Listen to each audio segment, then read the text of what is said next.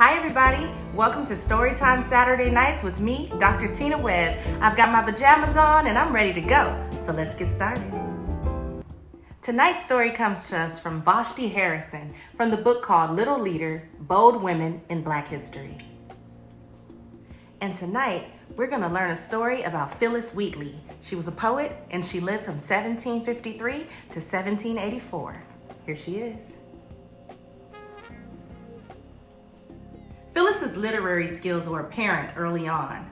She published her first story when she was only about 14 years old. For anyone, this would be a major feat. But Phyllis was a slave, so it was truly unique. Her original name, date of birth, and exact birthplace are all unknown.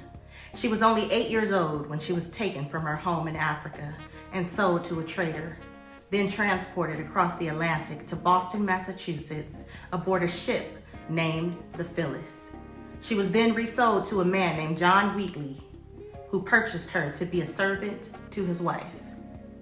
The Wheatleys soon recognized her intelligence and began to nurture it. They taught Phyllis everything from theology to mythology, an education that was rare for a woman and nearly unheard of for a woman of color. With the family's backing, she traveled to England to publish her first book, Poems on Various Subjects, Religious and Moral. She was the first African-American woman poet to ever be published. She corresponded with George Washington and the famous French writer and philosopher Voltaire, who called her a master of English verse.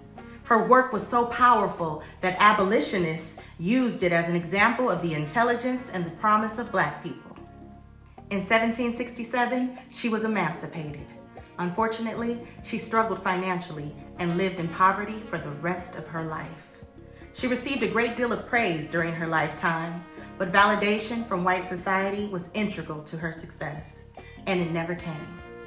She continued writing, but was not able to find a publisher in America. Her natural talent and body of work live on as fundamental contributions to American literature. Now that's Black excellence.